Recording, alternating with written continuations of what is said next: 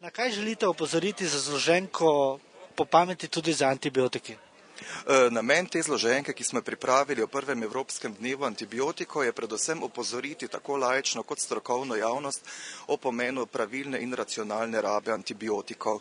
Gre namreč za to, da se vse pogosteje srečujemo s problemom odpornih bakterij, tako na primarnem kot na nivoju bolnišnic in namen tega je ravno v tem, da opozorimo, da naj se antibiotiki predpisujejo racionalno in res za indikacije, ki so ustrezne.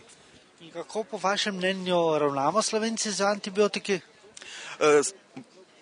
Nekih poglobljenih analiz glede odnosa ljudi do antibiotikov na tem področju ni, imamo pa pravzaprav podatke o predpisovanju antibiotikov, in ki jih lahko primerjamo s podatki v Evropi. In tukaj tako, da je Slovenija nekje po predpisanih antibiotikih v zlati sredini, kar se tiče Evrope, je pa seveda tako, lahko smo s tem podatkom zadovoljni, so pa vedno še, neke niše, neka mesta, kjer se da zadeve zagotovo izboljšati. Kako pogosto se srečujete z antibiotiki oziroma kaj veste o njih? Ja, zelo malo vemo o njih pravzaprav.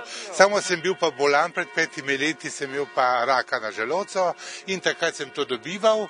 To se je zdaj lepo končalo in zdaj spet ne jemljem, tako da sem... Ja, kaj vemo o njih? Ja, da so zelo dobri, posebno za otroke. Ne, čim manj, sploh pa dojenčki, da jih čim manj dobivajo, ker ni dobro za ledvice, za srček in tako. Redko. Ker čim bolj pogosto jemlješ, slabše je, da pomagajo za nekatere stvari.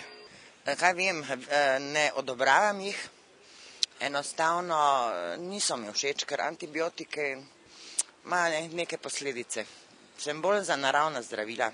Ali vedno pred uporabo preverite navodila za uporabo? Navadno ja, ampak jih zelo malo uporabljam tableta. Vedno preberem in tudi potem učinke razne stranske, to vse pregledam in skrbim za to, da jih čim manj otroci dobivajo. Seveda, še dodatno, kar mi doktor pove, pa na škatli lepo piše in pa na recepto. Ja, sigurno. Zato, da vidim, na kaj mi vpliva negativno.